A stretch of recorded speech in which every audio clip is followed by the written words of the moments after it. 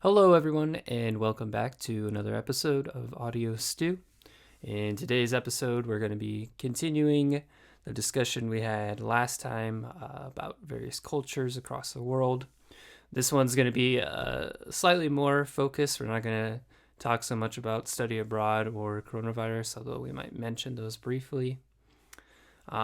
If you're curious, you should definitely go check out the last episode. It was a really good conversation with Jill from Germany and Shoutout, who's from Thailand originally, but he moved to Japan. Um, in today's episode, I'm going to be talking with Sijoon, who's from Korea, and Johnson or Tariro, who's from Zimbabwe. I was originally planning on having Sijoon in the last episode instead of Shota, and also Johnson, but Sijoon had some scheduling conflicts, so that didn't work out, and Johnson's audio, for whatever reason, wouldn't cooperate, so that's all right in the end. Now I get a few extra conversations, so that's always really cool. Before we get rolling here, be forewarned that we lost a decent bit of audio fidelity in this episode. That just has to do with internet connections and such, and there's not really a lot you can do about it with just recording online. But I did my best to try and balance the audio. And as per usual, any references to coronavirus are slightly out of date, just because this episode was recorded a few weeks ago. And I'll also mention that we're not like scientists or anything, so any information regarding the spread of coronavirus and things like that, just take it with a grain of salt, because in the end we're kind of just speculating, but maybe there's some merit to different things. So basically just stay up to date on what's going on in the world, and look to the scientists and the experts in their field for more specific information, I guess. But with that, let's jump right in. We're going to start with my conversation with Sijoon.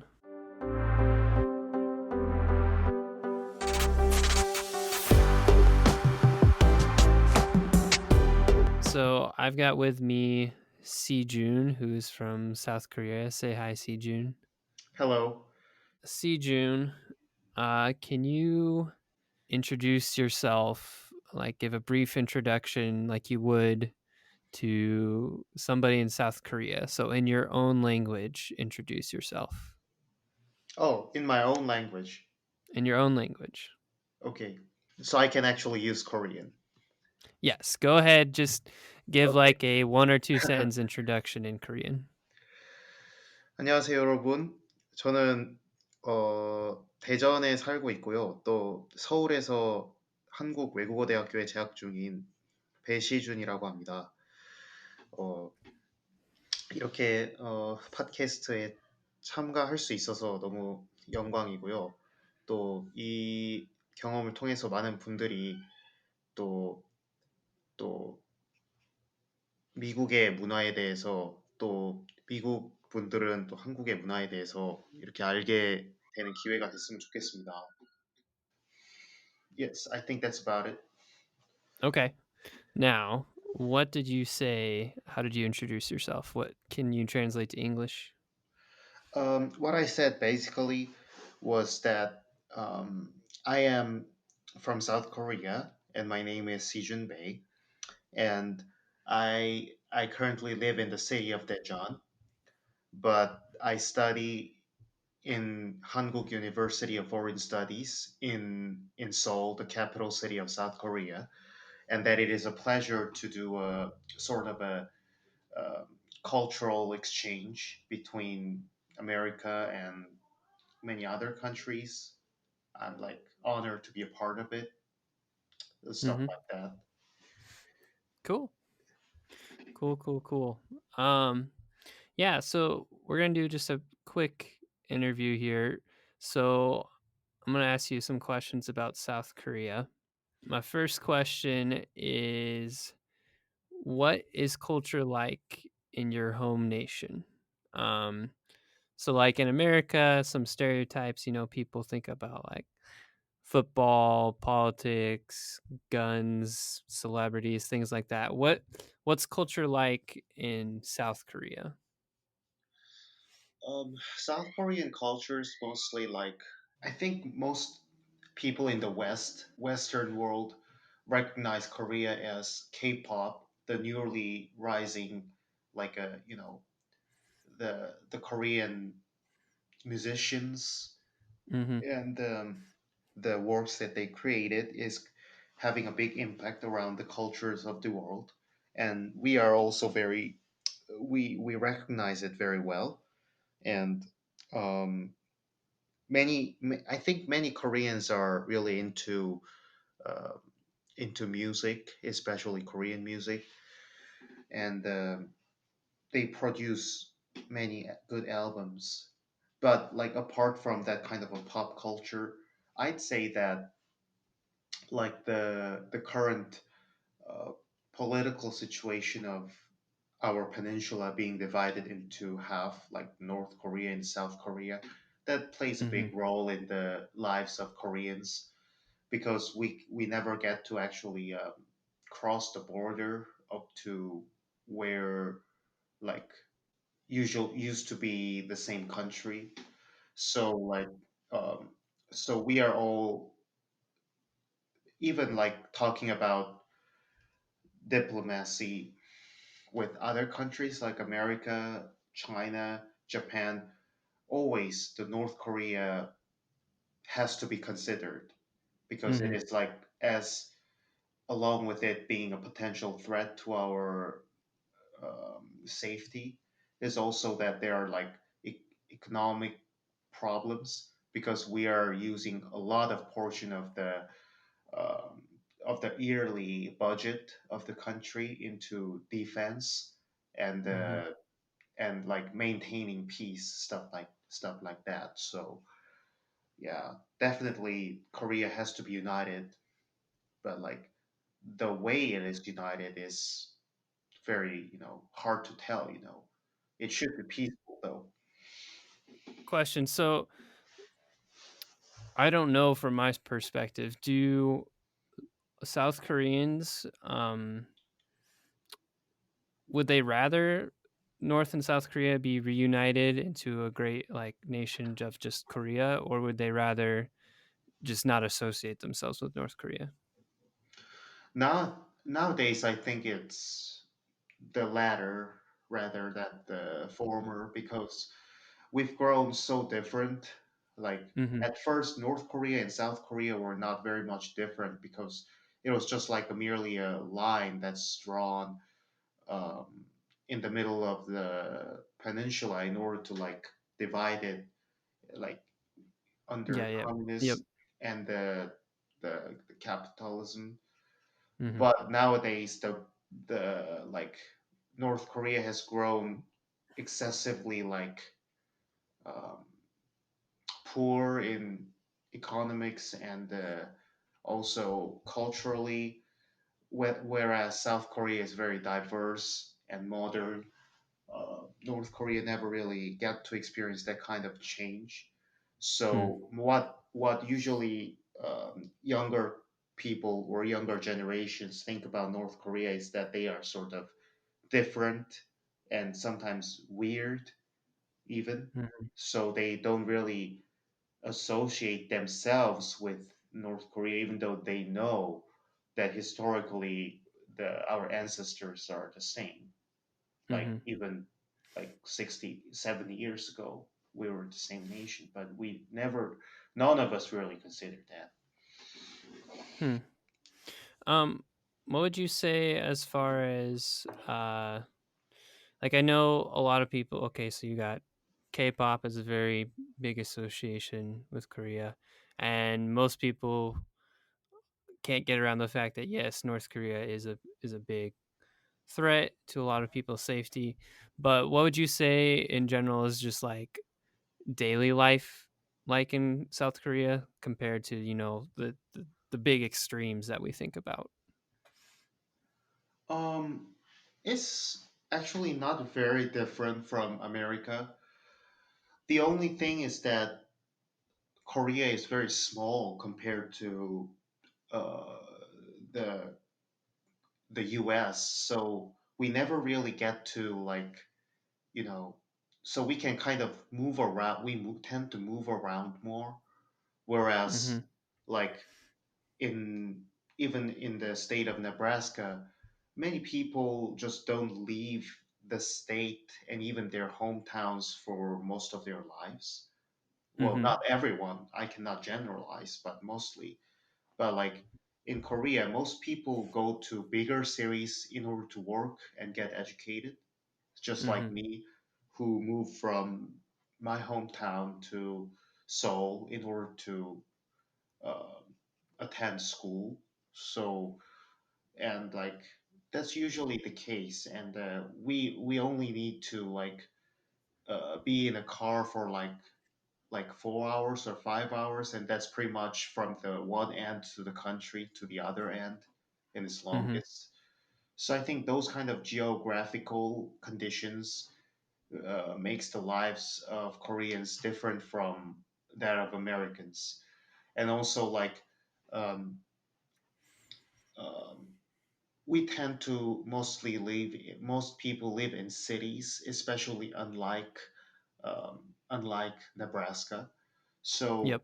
many of you guys who visit South Korea would see like a very tall buildings everywhere. For example, my home is located in the ninth floor, so that's also pretty tall. But you know what? The entire number of stories in my apartment building is like 22 stories. So I'm not even in the half, you know.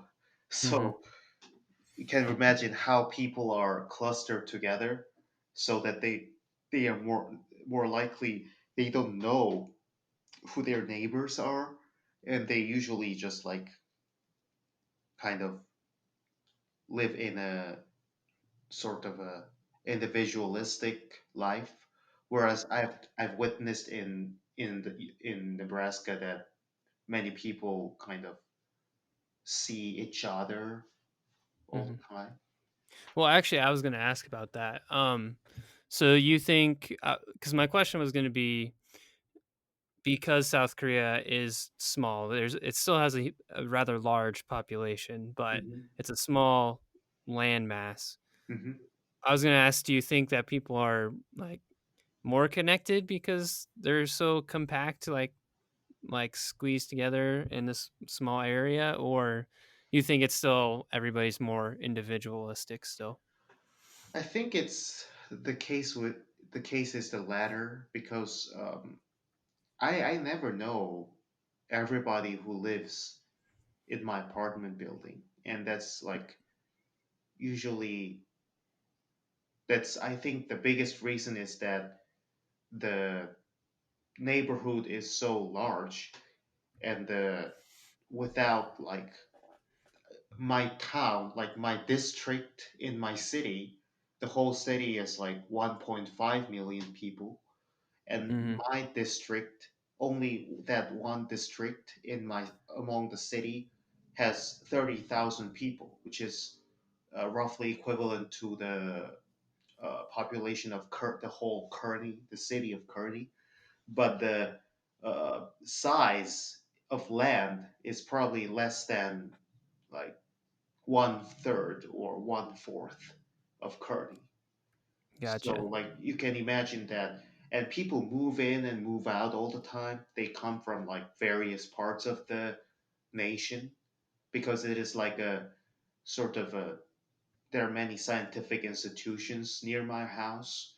So there are like kind of um, highly educated workers, I'd rather say, like, and their children kind of moving in and out frequently because those fellows uh, kind of move from one job to the other many times. So my town is sort of like that.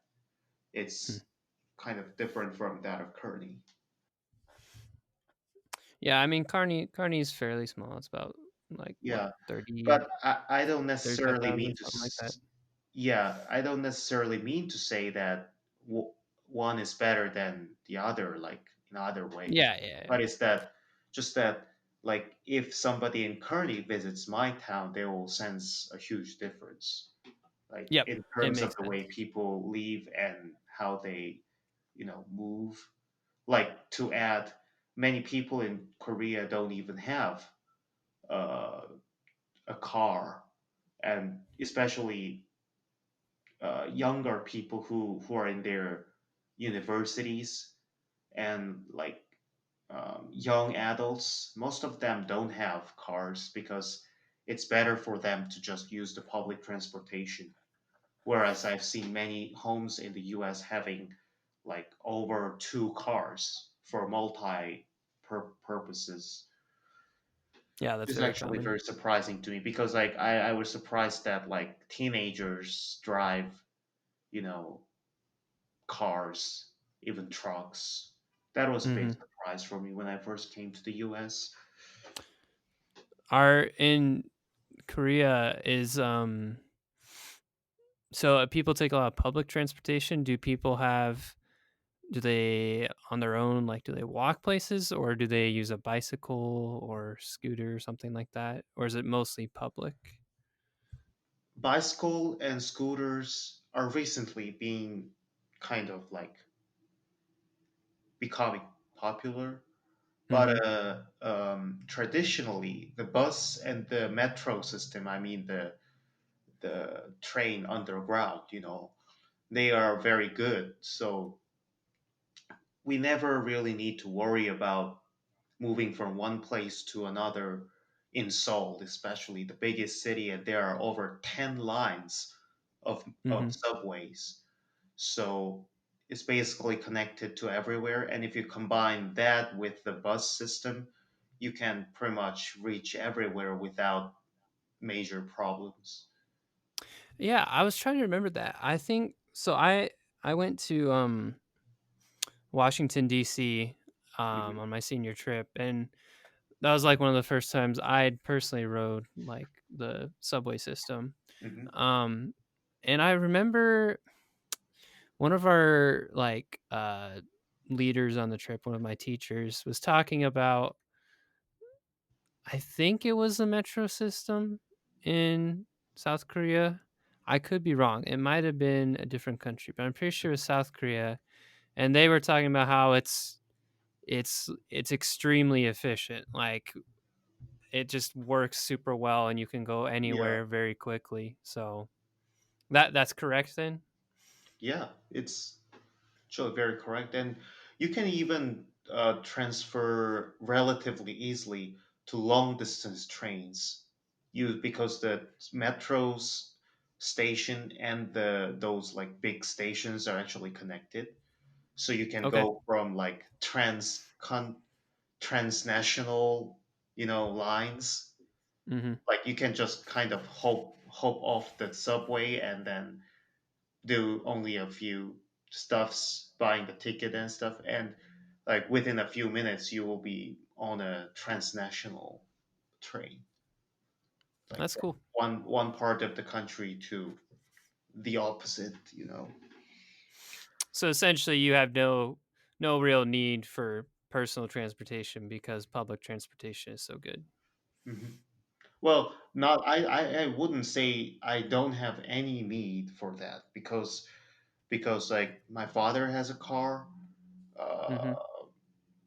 and most homes do have a car, but it's that not that like people use it kind of on a daily basis like people in Nebraska or in some other parts of Okay. the US, because like if you're just going to go to the like a coffee shop or something like that, you just better walk. And also drive through is not really as big thing as in here. So probably that Mhm. also that also stands as an evidence that like personal vehicle isn't like that huge in Korea, although there are many cars all the time. I see. Um what do you think the biggest difference is between American culture and South Korean culture? I think the biggest difference is that people tend to kind of try to be um, try to like blend in to the society more in South Korea, whereas people tend to be try to be like more individual in the culture of the U.S.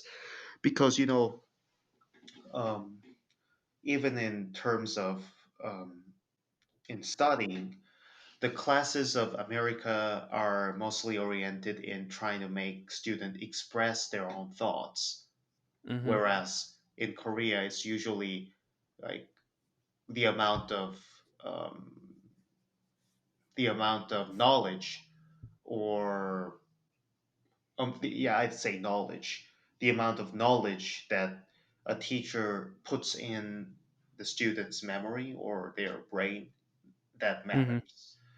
So it's sort of like um, people tend to be a little bit like passive, I'd say. So they may seem a little the reason some people from Korea seem kind of shy compared to Americans. I think that's the main reason of that. But in the US, I've noticed various kinds of apparels. I mean, fashion. But in Korea, usually if one type of clothes like kind of dominate the society, and Hmm. it's like a kind of a you know uh, like a coming and going thing. Like I mean, because those kind of fashion changes every year, but during that period, everyone wears that kind of clothes.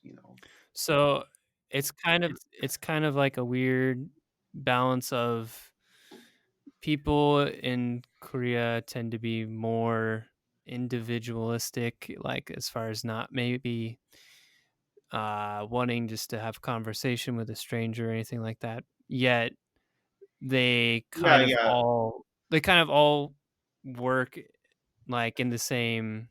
Everyone like wants to be the same, like conforming to like a Um, big like fashion or a fad or something Yeah, like well, there are that. more tendency and less exceptions from those kind of like trend.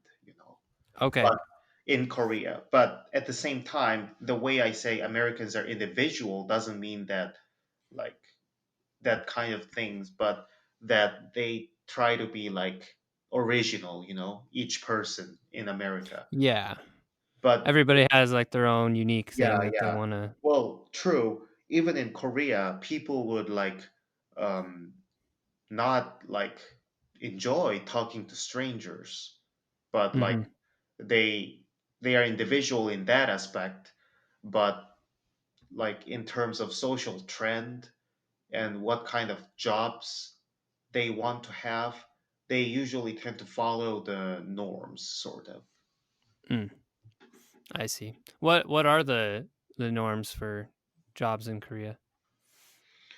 Um, it'll depend on what kind of skill that an individual has, but usually people tend to I think value more like a job that requires special training or like kind of hard to achieve, sort of like doctors. I mean, the physicians, Hmm. or or I don't know,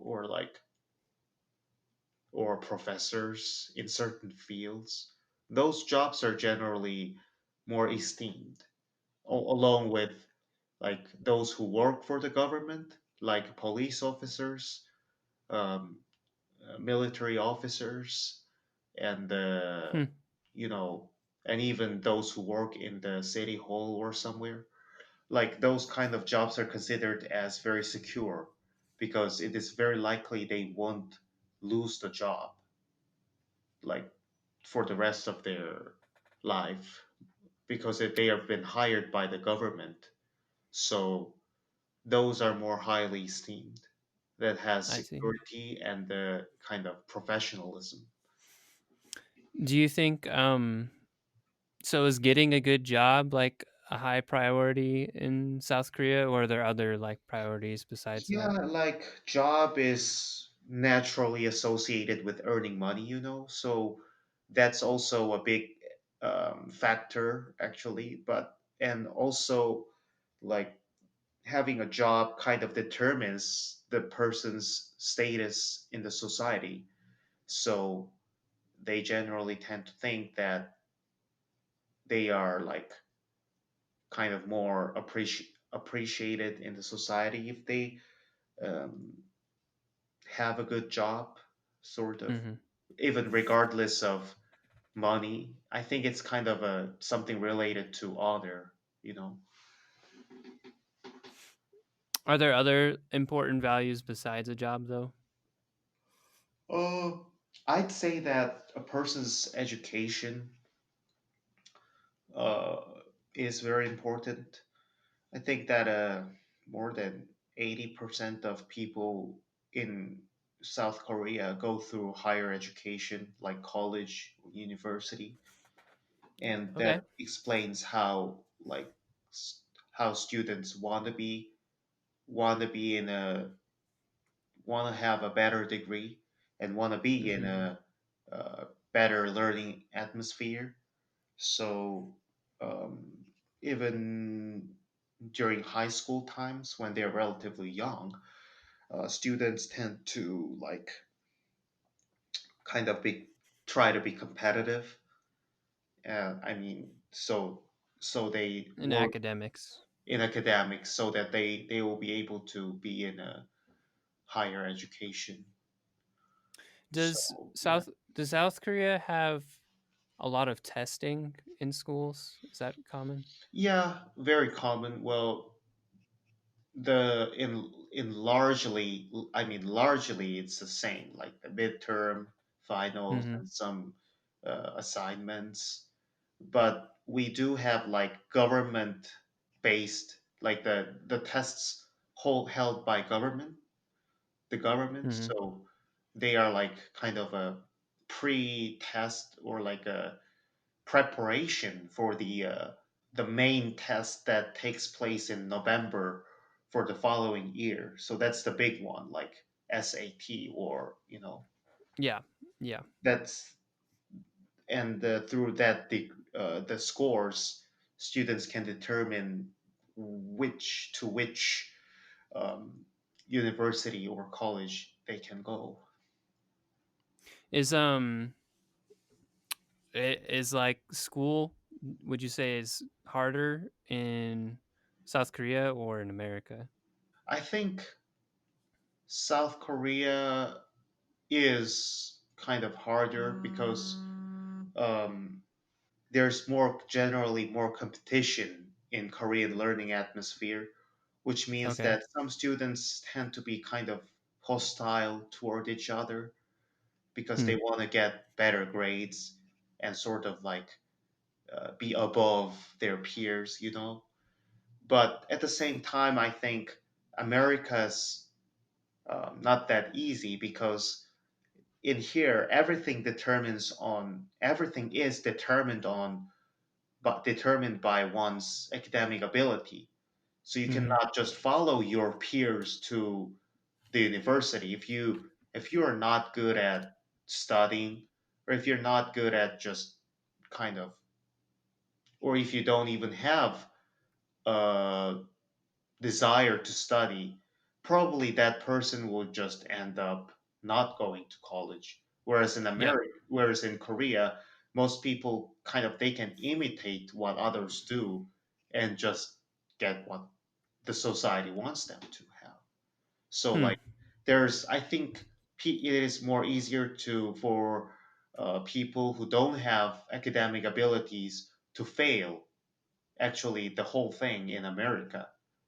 Whereas in Korea, the real problem is that people don't fail. So even if kind of they are inappropriate for higher education, they end up just going to college, which is another. Oh. Yeah. Okay. You think that's a problem then? That, like, would you rather it? Um, well, it's not a social problem, I don't think, but it's a problem for that person because he or she won't have that much motivation for their studies, Hmm. actually. Okay. Well, and I mean, you could look at it from a perspective of like if the individual is struggling, right, and he really isn't learning as well, then he's not contributing as much as they could be to society. Although, I mean, obviously, education is not the end all be all of how you contribute to Yeah, exactly. society, Yeah. but So, which means that the school or the instructors should let the students have the opportunity to try to like what they study. hmm But at the same time, if the student really is just wasting one's time and not really contributing to the class or even to himself or herself, then hmm probably like education was in fact not a very good sort of a profession for him or her. So I mean, there are many. Education is not the only thing in the world that a young hmm person should do. There are many other things that actually people in college cannot do, like earning a lot of money or kind of starting a entrepreneurship or something that even I cannot name all of those. hmm So they can go ahead and search other future. I don't know, but still, many students kind of lose their motivation in college. That's the truth, both in America and Korea. But like, I think that's the problem of modern society in overall. yeah. I mean, so far from most of what you've described about South Korea, it doesn't sound like a lot different from America, and I think that's because a lot of problems are actually just universal.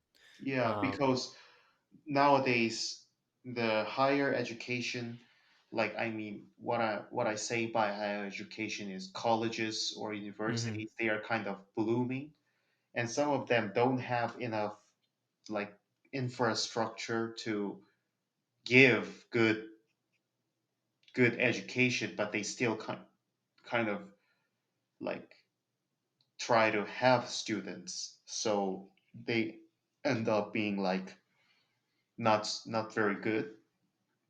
And at the same time, students feel the pressure to go to the university.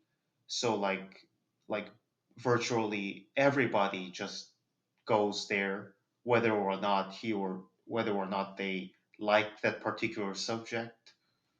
mhm. So sometimes like they have some hard time, I think. Well, can you still like if say I wanted to be uh, a news writer or something like that, could I still go study how to be a news writer in at university, or would I just get like general education? You mean that you are a college student and you hmm want to change your major, you mean? Or in No, talking like as about an that kind of example. things? So I think, do you have the freedom to study like what you want to study in South Korea at university, or is it Of course. okay? That's pretty much the same with university That and okay, here, yeah. okay. I think I'd misunderstood you earlier, so that's why I was asking. Oh yeah, well, absolutely. Well, university, the purpose of the university is to find and kind of deeply study what each person would like to have. So Yep, yep. of course, well, they when they apply for the universities, they sign up for certain majors and Mm, even like undecided, and then they evaluate students and they let students to kind of select among some options. but my university wasn't like that. So I decided to be an English major before I went here. When I applied for the university in high school, I did that. Oh, okay. Yeah. I don't know. That sounds it's all very interesting. I quite frankly, like so far everything you've described doesn't sound totally all that different from America. Not Maybe very different, yeah. what It's pretty much the whole structure is the same, and probably the part of the reason is because modern Korea, I mean South Korea, is modeled after the U.S. in some sense. yeah. So Yeah, we reason talked like about that in history class in America, hmm because obviously there's the whole, Korean War is a very famous war in America. But as far as I understand, America had a pretty big influence on sort of the restructuring of South Korea. Is that correct? very correct, yeah. We learned that in the history class too, and my like previous previous generations, like Mm-hmm. like our grandfathers, and those people remember that era when our country was like kind of failing due to the war, but then the U.S. government had like aid programs, a lot of money and donations, sort of like that. So do like you personally, do your grandparents remember that at all? Or Actually, my father remembers a bit of the 60s when there used to be a lot of like American products there. Like mm-hmm. he was very young back then, but Yeah. still he remembers some of the things and how like people around those eras like kind of esteemed everything or even people who came from the US, because they So are considered as like kind of the saviors of the country. so America was considered like like a good thing. Americans were considered like friendly people Yeah, as a yeah, result of that war. absolutely. Yeah. Hmm. Okay.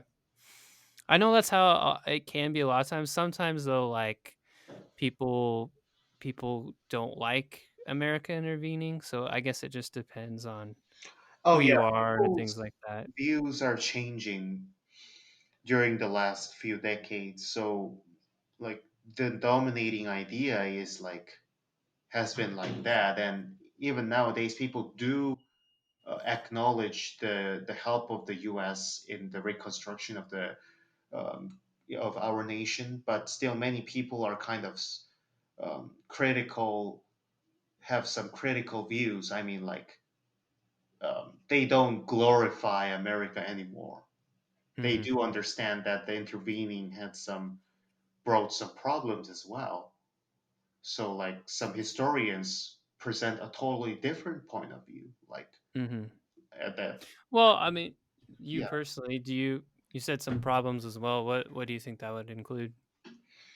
The thing is that our country has been sort of a sacrifice has been sacrificed sort of under the like power struggle between the US and the Soviet Union, the two leading powers Oh, then. yeah. So like we've been just like used in some sense a little bit. Hmm. You're kind of like caught in the crossfire of Yeah, two so two bigger nations. nobody could help it, but still it's kind of sad that like whereas we did get some economic help from those like big nations, but still they were in some sense just using us Hmm. to politically or in the because there are many military, there have been more, and even now there are a couple of military bases of the US troops remaining in Korea, and actually Hmm. they play a very critical role in the defense of the of Korea, because Hmm. some people say that without those troops there will be some problems like the North Korea will when North Korea attacks, like potentially, it'll be harder for us to um, deal with it. But anyway, Yeah. but it's Yeah. like kind of we have to pay for that actually to the Oh, U.S. really? So we have some like financial stuff going on there. Hmm. I mean, it's That's complicated interesting. and both economic and social and political. So I don't have the answer or like my kind of a firm opinion about it. I, Hmm. I'm not really like that kind of, you know. So, I mean, it it's basically like you acknowledge that it's a thing that there's a lot of other countries who have investments in South Korea, but you don't have like a super strong personal opinion on that. No, actually not. Like, but I do acknowledge both the like pros and cons of it. Hmm. I'm gonna ask one last question here, though, unless you got questions for me afterwards. But Mhm.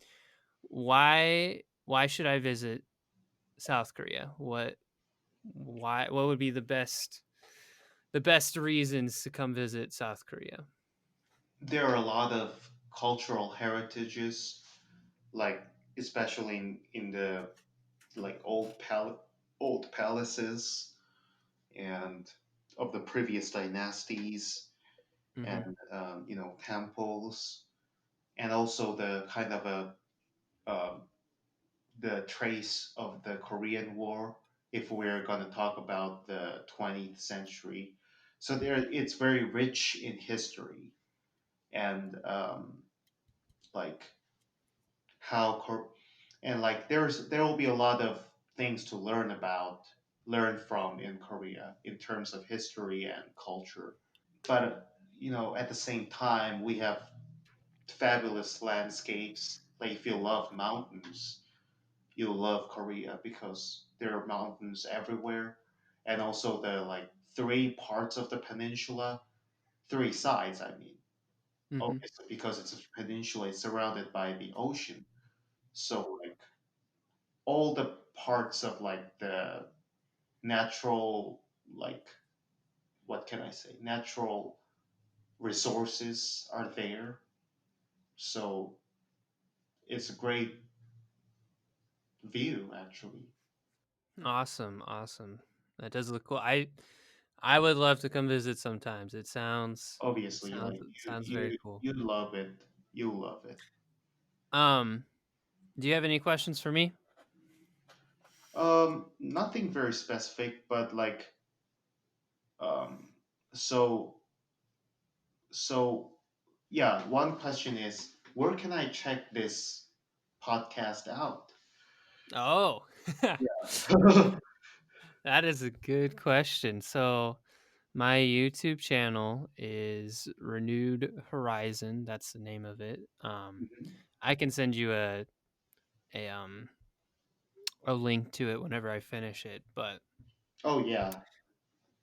awesome. Well, if that's all you got, then I guess that's it, June. So thank Yeah, you so well, much for coming and doing this with me. I'm sorry it didn't work out last night, but no, yeah, it's my problem. I mean, I had a very bad time management during the past few days. So like mhm, I thought some of the schedules would end in certain mhm. time, but later on I realized it wouldn't, and I actually had to like cancel some of the schedules. Oh, okay. But I totally appreciate your effort in everything and like contacting us international students as well, obviously, Mhm. because maybe some of us would have been like kind of bored, during this Yeah, year. I wanted to try and reach out a little bit to you guys cuz are you still planning on staying here or are you going to go back? Have you Yeah, yeah. decided yet? Well, for now I'm planning to stay here until May. And if things Okay. kind of worsen in here, the Mhm. conditions, probably I try to find another flight that leaves before that. Yeah. Uh, the, um, But for now, Is I'm here. Yeah, is the virus very bad in South Korea at all? it used to be, and it is still it is still kind of in its peak. But Mm-hmm. compared to some previous times, like a month ago or so, people aren't as panicking. Okay, gotcha. Well, thank you so much for talking with me, and I'll let you know when this is up. We uh All right. we ought to hang out some other time too. Yeah, yeah. Oh, of course. I appreciate you letting me talk as well. I mean, listening Yep. to me. And as I said before, let's meet someday when it gets nicer and in some place, safe. Hang out the outside or somewhere. Yeah. Yep, for sure. All Yeah. right. All Thank you right. so much. I will talk to you some other time. Thanks so much. Just text me anytime. Okay. Sounds good. All right. Bye. Yeah. Bye. Well, that was a super awesome conversation that I had with Sijoon, and I really hope you enjoyed it. But why don't we just keep it rolling here and get straight to the next conversation I had, which was with Johnson. If you need to, now would be a good time to stand up, stretch, maybe get yourself a snack or something like that. But I'm going to keep rolling. So here is Johnson. We've got Johnson with me here today. Tonight, rather. It's getting a little bit late. Um, Johnson, I brought you on here just to talk a little bit about the culture in your home country. Why don't you introduce yourself in one of your home languages? Just like a brief Okay, introduction in my language. in your own language. Okay. Makadii henyu, inini ndinonzi Tariro Johnson Chinamo, ndinobva kuZimbabwe. Ndiri kudzidza kuno kuAmerica. Was that it? Yes. Okay. And what language, or rephrased, what did you say? I Translated was to speaking in English. Shona, and I said, "Hello, how are you? My name is Tariro Johnson Chinamo, and I am from Zimbabwe, and I am studying in the United States." Oh, awesome. Okay. Um Now in Zimbabwe, is that the only language that they speak, or what other languages are known in Zimbabwe? That is not the only language that they speak, but that is the main language of Zimbabwe. It is spoken by roughly 71% of the population. But there are Hmm. other languages. Um, to be exact, there are 10 official languages in Zimbabwe. Oh wow, 10 official. Wow, that's a lot. How many other ones of those 10? How many do you know? Um, I know two. Two. So Yes, Shona, and then what's the other one? Ndebele. Can you say it again? Ndebele. Okay. Ndebele. Uh, since you can, because I'm sure you can, why don't you introduce yourself in that language also, so we can hear the difference? Okay. Sanibonani, igama lami Tariro Johnson Chinamo, ngiphume eZimbabwe, ngifunda la e-America. Well, that one sounded a little bit more like English because I could hear I heard I heard your name in Zimbabwe in that one. Well, the name doesn't change. Okay, well there you go.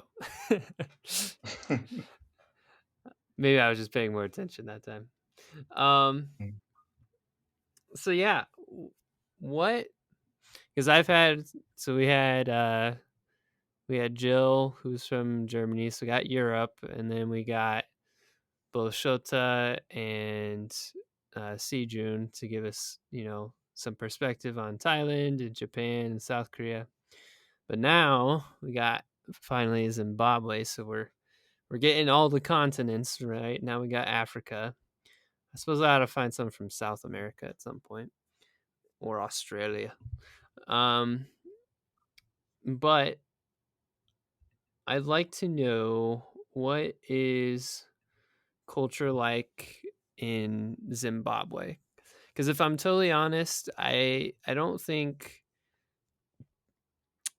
a lot of Americans know what many cultures are like in Africa. Um, I think a lot of times there's kind of the stereotype of like, oh, Africa is all like poor, or it's just like tribal things or things like that. But I don't. I'm assuming it's not at all, or at least not totally like that. But yeah, so like in Mm-hmm. America, we associate, America is like football, hot dogs, politics, celebrities, like Mm-hmm. those kind of things. What what about Africa and more specifically Zimbabwe? Like what are the main things that Africa or Zimbabwe rather is known for? Okay. When we speak about Africa, I guess the first thing on everybody's mind is the jungle, lions, wild animals. Like Mhm. as soon as you say Africa, that's all anybody can think of. Which which to a certain extent is true. But here's the thing: when I say I'm from Africa, a lot of Americans assume that, oh, hey, he's from Africa. You probably grew up with lions and elephants roaming around your Mhm. backyard. But no, that's actually not the case. We do have wild animals, but those wild animals do not roam around our backyards. We actually have cities. We actually have big cities. Maybe not as big as New York or Los Angeles, but actually Mhm. have quite a big cities, and we actually have life like normal life like America. We also have celebrities. It's not just the jungle, it's not just lions. We Mhm. also have city life. We do have rural life and we do have city life. Of course, our rural life is nothing compared to the rural life here in America, and our rural life is way worse than what you call rural life here in America. And our city Mhm. life is almost the same or pretty much similar to New York or Washington, D.C., those big cities. Hmm. That's probably the main thing. Yeah. So you'd say that most people who associate Africa with just like, oh, it's all wild. It's just, Yes. it's just it's a jungle out there, literally. Like Yep. it's not entirely true at all. That's not true at all. Okay. Um, you said though that rural life is a bit more different than it is in America. How so? Okay. See, when you talk about rural life here in America, we're talking about Nebraska, right? We're talking about Connie. Mm-hmm. That's pretty much as rural as it gets, right? Yes, small town, things like that. Yep. Now, when we talk about rural life in Zimbabwe, or actually in Africa in general, we're talking about um, pretty much living in I don't want to say the wild as such, but it's almost like pretty much living in the wild without the wild Mm-hmm. animals. Some wild animals, but not a lot, not like the lions and all of that. But rural life, we're talking about no electricity, no running water, no sanitation. Um, Mm-hmm. to get water, you have to go to the nearest river, which could be miles away. For electricity, there is no electricity. You have to use firewood. That's your main source of energy. We're talking about um, we're talking about walking. There are no cars. We're talking about walking long distances. Go to the grocery store to get groceries. We're talking about self sustainability, sustaining yourself. and being able to live off the land and not just like going to Walmart every single week or whatever, but you only shop Mm-hmm. for certain necessities which you can't grow yourself, which you can't produce. We're talking about living off the land and being sustainable. That's rural life. Having no Hmm. alarm clock to wake you up, but knowing by yourself when to wake up. Like, okay, now it's time to wake up. Do this. Now it's time to do this. Talking about herding cows, cows, goats, chicken, and slaughtering those cows when you want to have meat. Yeah, I don't know if there's really anything quite comparable or comparative or whatever the word is. I don't know if there's anything quite like that in America. The closest I could think of would probably be like maybe some homestead people in Montana or something like that, where they to a certain extent maybe have to live off the land or deal with wild things, or or not Africa. No, what am I saying? Or Alaska, maybe a little bit, but Mm, overall though, I still don't think either of those sound quite as severe. Um, and not having modern conveniences, I guess, as rural yeah. life in Africa. What would you say the percentage is as far as rural life to urban life? Is it, do more people live in the city or do more people live off the land? Um, okay, so here's the thing. When we're talking about families in Zimbabwe in particular, every single family, Hmm. every single person basically has what in our language, in the Shona language, we say kumusha, which is like translated into English, it means village. Every single person in Zimbabwe has a village where they come from. So even if you're to Hmm. see a Zimbabwean ID card, you actually see that there's like village of origin on that ID card. So every person in Zimbabwe has a village, and like that village is the rural area. So what happens is that people, as they grow older, they'll tend to leave the rural areas and go to cities to Hmm. find jobs and work and all of that to live a better life. But at the end of the day, everybody still has a village. There is no person in Zimbabwe that can say, I do not have a village where I come from.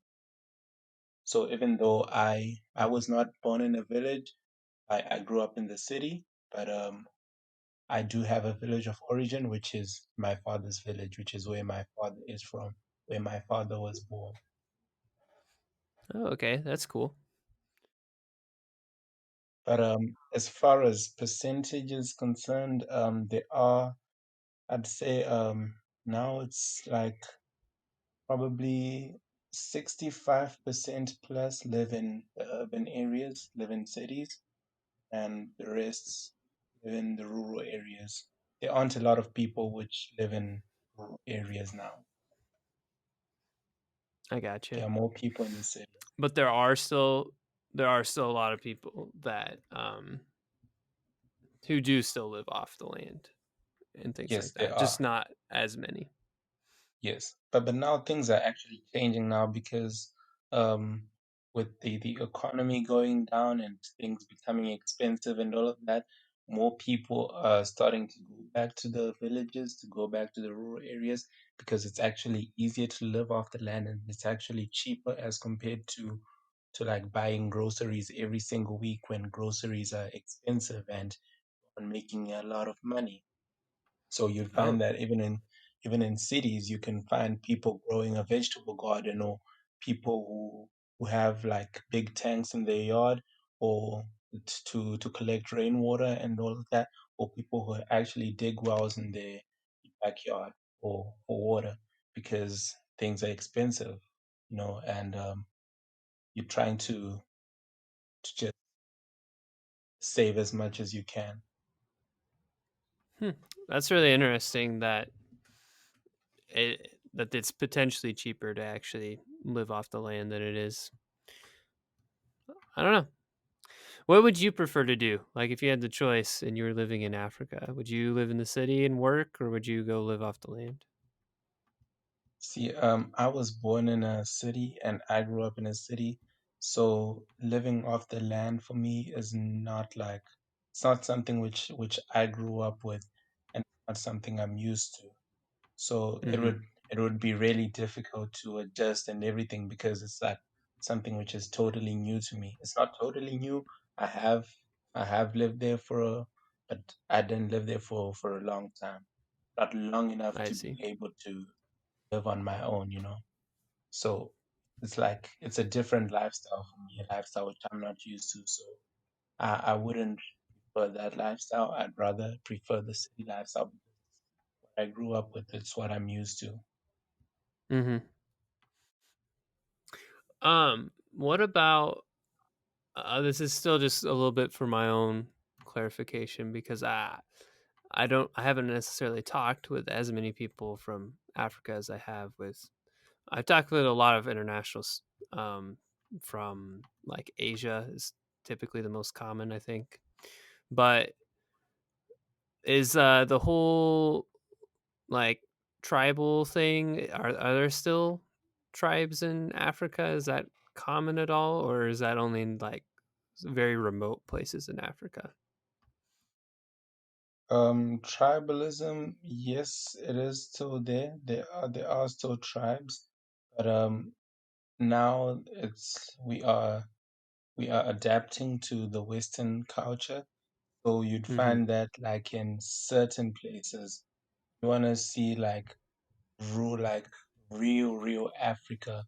Um, there are certain places in Africa where you would actually see people who like who are still living like as original Africans who haven't adapted to the Western culture. Mm-hmm. So yes, it still exists, but only in certain places. I see. What about let's transition a little bit to just Zimbabwe. What would you say uh what makes Zimbabwe the culture in Zimbabwe, what makes it unique? What would kind of like what would daily life be like in Zimbabwe? Either of those things. Like what makes it unique and what is a typical day like in Zimbabwe? Mm, okay, what makes Zimbabwe unique? Um, Probably the culture. There's a huge cultural difference between the Zimbabwean culture and the American culture. And let's see, it's a day in Zimbabwe. Um, a typical person in Zimbabwe, regardless of age, would wake up at 5 a.m. in the morning Oh, okay. or earlier. And Or earlier. yes, so see, depending on where you live, actually, right now it doesn't really matter, but in the rural areas or in the villages, uh, a person will wake up at 5 a.m. We'll say a college kid or a high school kid, a school kid basically will wake up around 5 a.m. Or actually, it could wake up earlier, but it's usually at Mm-hmm. 5 a.m. when the sun rises. And because you don't have an alarm clock, you don't really know like an exact time. Like Yeah. usually you wake up at 5 a.m. So you wake up and you go fetch water from the river. It could be 30 minutes walk away. So you go 30 minutes, you fetch water, come back another 30 minutes. That's an hour. You would boil water. If it's cold, you boil the water on the fire. You'd make a fire, boil water on the fire. Then you take the water, and then you'd go take a bath. It's not cold. If it's in the summer season, you could probably go like if there's a nearby river, you could go and take a bath in the river. Otherwise, you just take a bath with the hot water which you prepared yourself. Um, Mm-hmm. You you will let, if you're a man or if you're a guy, you will like let the goats out, you let the cows out, like to go and feed in the paddock, and then after that, then you go to school, and school can be an hour walk away, and you go to school, you pretty much spend your war day in school until probably 4 p.m. and then you come back probably another hour. By the time you come back, it's probably like 5:30 or something.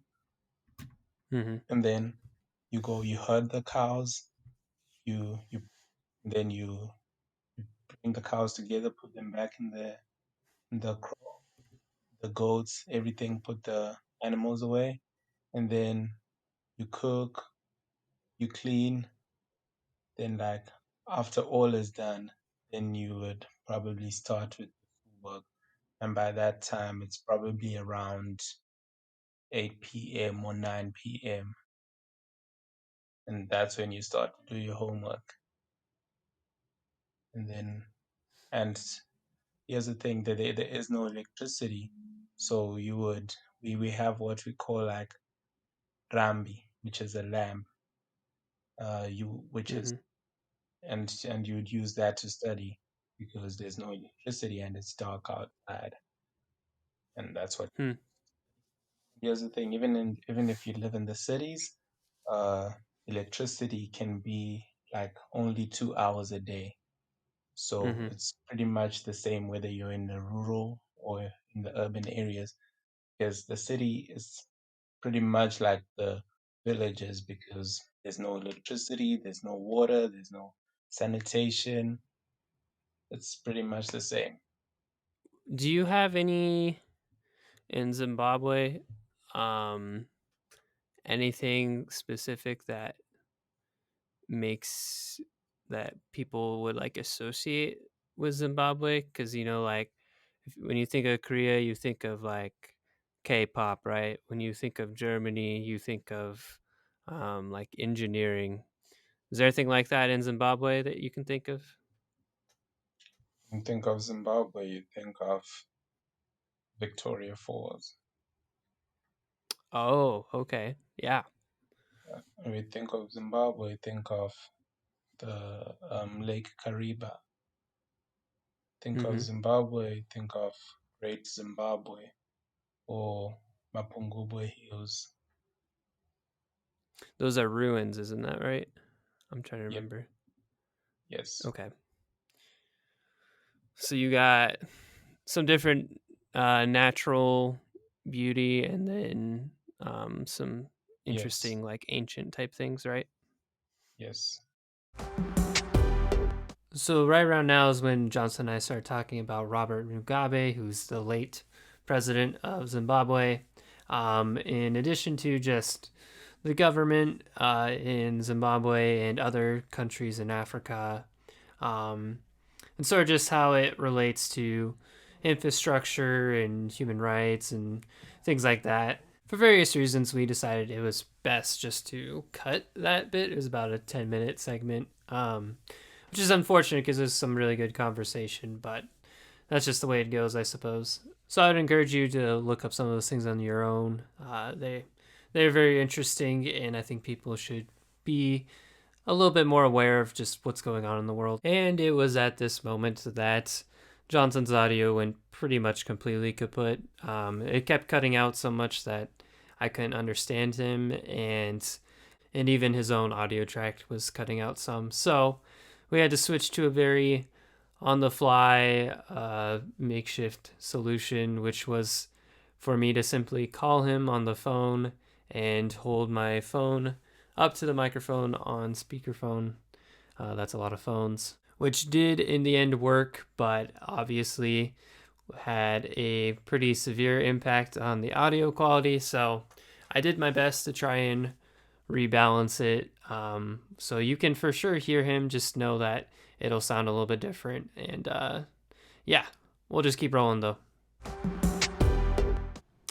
What what is the biggest difference you think between American culture and culture in Zimbabwe? I mean, you've already talked a lot. This is kind of actually the opposite of when I was talking with Sijoon, because South Korea has a very big American influence, so the cultures aren't super different in a lot of ways. But so far, this has sounded quite a bit different than life in America. So, what would you say the biggest difference is, though?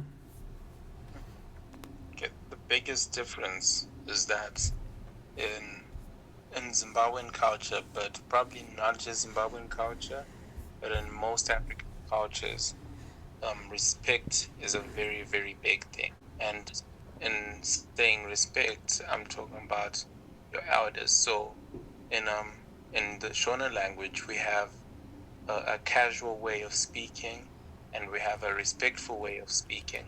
So the way that I would speak to my peers, the way that I would speak to people my age or people like you, is not the same way that I would speak to like my professors or people that are older than me. But not just people that are older than me, but it could be people that are younger than me, but people which I need to show respect to. That's probably the biggest thing. So respect is very, very important. And when you don't show respect, then if you're disrespectful, then it's not going to end well for you. Are you guys really connected and close with your family? Yes, we are very connected, and family is a very, very important thing in Zimbabwe. Family is very important, and we are very connected. Mm-hmm. Why should I come visit Zimbabwe? Like, what would be, if you had to, give the reason of like, hey, you should come to my country because X, Y, and Z, what would that be? Okay. I would say Americans should come to Zimbabwe or any African country just to see the difference in lifestyle, to see how differently people live in Zimbabwe and how differently it is over here. Because, see, when you are born and raised in America, I mean, I don't want to say it's like easy, but coming from Africa, life in America is not just easy, it's simple. Yeah, It's a simple comparatively lifestyle, it is very easy. Yeah. yes. And like earning $9 an hour is like wow, you know. Yeah. Well, So there is no minimum wage or anything in Africa, right? Or in Zimbabwe, rather. yes, Okay. that's the thing. So when you come to Africa, you experience life. Your eyes are actually opened, and you actually start to have an appreciation for the life you actually live. You actually come to realize that, no, I've been living a good life. I haven't actually taken advantage of what I have. I can't see opportunities which are in front of me. Because when I came to America, like there are so many opportunities, but Americans don't take advantage of these opportunities. But coming from an African country, coming from Africa, I have a better view because I know what life is. I know what struggling is. And when I see American lifestyle, I'm like, this is nothing. This is simple. But when you come to Africa and then you come back to America, your eyes will be open and you'll be like, okay, this is nothing. What I call struggling is not struggling at all. Your eyes are open and you have a better appreciation for life. Yeah, I would totally agree with that. And I say that, but I still haven't ever been to Africa or any other country for that matter. But that's usually what I hear from people I know who have visited Africa is they come back and they're like, wow, like it's just a totally different way of life, like from what they're used to. And it really puts a better perspective on the world, kind of. Yes. Yeah. That's good advice, I'd say. Um, do you have any questions for me at all or things like that? I think I have one more question, but I'll just give you a chance to ask first. I don't really have any questions. Okay, that's fine. You coming here because you're part of an exchange, correct? Is that you're only here for 1 year? No, Is that right? No, it's not right. no, Okay. that's not right. I am not an exchange student. I am a degree student. I'm a full-time student at UNK. Okay. So, but your family still lives in Zimbabwe, right? I don't actually know your background super well. My immediate family lives in South Africa. My extended family lives in Zimbabwe. Okay. So you were born in Zimbabwe and then your family moved to South Africa? Correct. Okay. Now, so why did you decide to come to Kearney to study then? I have family members who studied at the UNK, so they know it pretty well, and it was just a good fit, and also because it's like probably the cheapest university in the United States. And it's maybe not quite, but it's pretty reasonable. Yeah, it's a good university at a good price. Yep. And it's like away from all the noise of the big city and distractions. Mm-hmm. Wait, so you're not a freshman, are you? I am. You are a freshman. Wow, I didn't realize that. I thought you were older than that, but that's just my bad. I'm learning all sorts of things, Johnson. Last question that I can think of is, since you do have that perspective, right? You have the perspective of Zimbabwe and South Africa and America. How do you think that changes the way that you live? How does it change the way that I live? Yeah, because you said that you think Americans, if they came to Africa, right, it would change their perspective. But I'm assuming it's a similar thing of you coming from Africa to America. So how does it change your perspective? The biggest thing is that ever since I came to America, I became lazier. Oh, wow. Okay. Lazy. Because the American lifestyle compared to the African lifestyle is a lazy lifestyle. So I have become lazy, and what I would usually do, I can no longer do because like I have just adjusted and adapted to this American lifestyle. Lazy in the sense of like you don't have to go get water in the morning or anything like that, or what? I don't have to wake up early. I don't have to work as much. I don't. Yeah, like I've just become, in that sense, I've become lazier, and I sleep for longer. Do you think there's do you think that's necessarily bad? Like if you didn't have, like if you could sleep longer, I guess, but still do more throughout the day, like would that still work, or would you feel lazy still even if you were like even if you had a productive day in America? If I had a productive day, then I wouldn't feel very lazy. Okay. But if it's not a productive day, then that's a lazy day. I didn't do anything. Yeah. Sorry, that was a little bit weirded question. I guess I don't know. What I'm trying to get at is like, what would it take for you to still feel productive or not lazy, I guess, in America? Probably to not have time on my hands.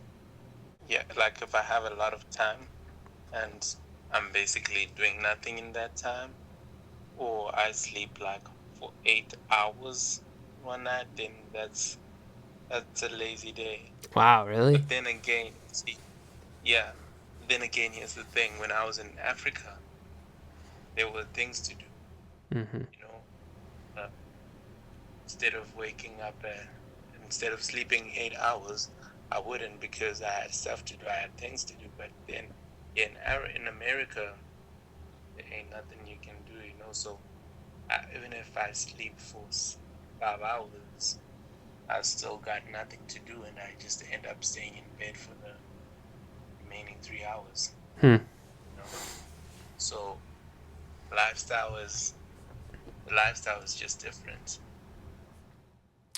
Gotcha. Do you have anything else to add, or do you want to call it good there? We can call it good there. I don't have anything else to add. Okay, that's totally cool. Well, thank you, Johnson, for giving us a little bit more perspective. I think, at least for my own self, like I'm definitely the most ignorant when it comes to life in Africa compared to other continents. So thank you for thank you for educating me, I guess. Yeah. Sure, no problem. Okay.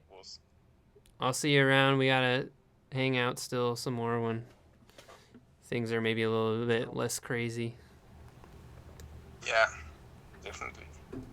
Oh yeah. Actually, real quick, has like Corona stuff, has that had a big impact on Africa? Just real quick. Here's the thing: the coronavirus attacks the immune system, Mm-hmm. and if you have a strong immune system, you're basically good. But Yeah. if you have a weak immune system, then it's rough. Mm-hmm. Here's the thing: in Africa, people in Africa they have a strong immune system.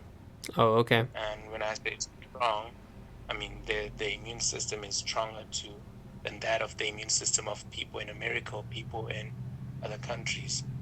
Oh. Well, not just people in Africa, but people in third world countries. And the reason that is because we don't take precaution as much as people in first world countries do. Mm-hmm. So if you would have a problem eating food from the street, whereas in Africa, that's what we do all the time. We live off food from the street. You would have a problem when you don't have running water, or like when there isn't good sanitation. Yeah. Whereas in Africa, that's the norm. We have no running water. We do not have proper sanitation. So I don't want to say we live a dirty lifestyle, but in a way we do live a dirty lifestyle compared to that of people in first world countries. And because of that, because we are not taking so many precautions, because we basically, like, we have dirt, we eat dirt and all of that, it actually makes our immune system stronger. And when the coronavirus attacks, it just pretty much stays there, but it just goes away because it can't do anything, because our immune system is strong enough to fight it off. And that is why when you look at the coronavirus statistics in Africa, you realize that there are cases in Africa, but deaths are like 0. So in South Africa, for example, there are 400 confirmed cases of coronavirus, but there is no death. There is no death as yet. That's really interesting. I mean, I'm not like a scientific expert or anything, but that does make sense to me. Where if you've built up, in general, a stronger immunity to various, diseases or viruses, or even just, whatnot, like, then it would make sense that it wouldn't affect it quite as bad. All right, awesome. Well, I will get back to you some other time, and yeah, thanks again. Cool, no problem. Hey guys, Kurt here. I just wanted to say thank you for listening to today's episode, which kind of concludes the culture discussions we've been having recently, going back to last week with Jill and Shota, and even a couple weeks ago with KHRO. I've personally really enjoyed these conversations. It's just been super cool to see how each of us in each of our different countries are unique, and they all have a different lifestyle and traditions and just ways of life. And I think it really provides a great perspective for us all. But yeah, it's just been cool to see how everybody's different. But even just how we're all still kind of the same, how we can sit down and have a good conversation, and just to see the similarities too, and how we're connected as human beings, even across the world. So it's been super fun, and I hope you've enjoyed it. I also wanted to say just thank you for listening. If you have listened all the way through to these podcasts, in general, I think fewer people are willing to sit down and listen to something for 1 or 2 hours versus watching a 5 or 10 minute video. But some of the best feedback I've gotten has been from people who've listened all the way through to these episodes. So I think these conversations are really worthwhile, and other people seem to think so also. So I hope that's encouraging to you, and it's encouraging to me. But yeah, if you enjoyed this episode, please give it a like. And if you have any feedback on just thoughts on the episode, or things you thought were super interesting or funny or cool, or really whatever, just anything you got, just put it down in the comments down below. And until next time, keep it real.